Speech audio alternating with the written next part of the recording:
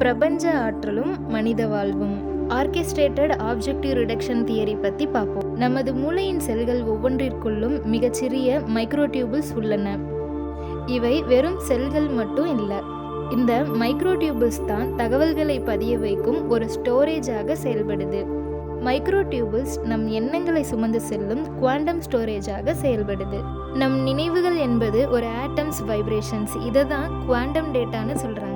இந்த மைக்ரோடியூபிள்ஸ் உள்ளே இருக்கும் இன்ஃபர்மேஷன்ஸ் எழுத்துக்களாகவோ அல்லது எண்களாகவோ சேமிக்கப்படுவதில்லை.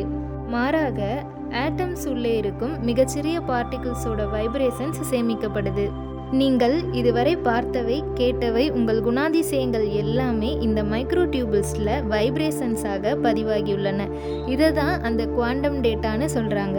ஆப்ஜெக்டிவ் ரிடக்ஷன் என்பது குழப்பத்திலிருந்து கிடைக்கும் தெளிவு அல்லது சிந்தனை. நமக்கு ஒரு பிரச்சனை வரும்போது அல்லது ஒரு முடிவை எடுக்க முயற்சிக்கும் போது மூளைக்குள் பல எண்ணங்கள், பல வைப்ரேஷன்ஸ் ஒரே நேரத்தில் ஓடும். ஒரு குறிப்பிட்ட மில்லி செகண்டில் அந்த பல எண்ணங்கள் மறைந்து ஒரே ஒரு தெளிவான எண்ணம் மட்டும் தோன்றும். அந்த ஒரு நொடியில தான் நமக்கு புத்தி வேலை செய்கிறது அல்லது ஒரு முடிவு கிடைக்கிறது. இதுதான் ஆப்ஜெக்டிவ் ரிடக்ஷன். மூளையில் உள்ள கோடிக்கணக்கான இந்த சிறிய மைக்ரோடியூபிள்ஸ் ஒரே நேரத்தில் ஒரே சீராக வைப்ரேஷன் ஆகும்போது தான் நமக்கு நான் உயிரோட இருக்கேன், நான் யோசிக்கிறேன் என்ற உணர்வு பிறக்குது. இதுதான் நாம் யார் என்ற ஒரு உணர்வை தருகிறது. இதுதான் நம்ம கான்சியஸ்னஸ்.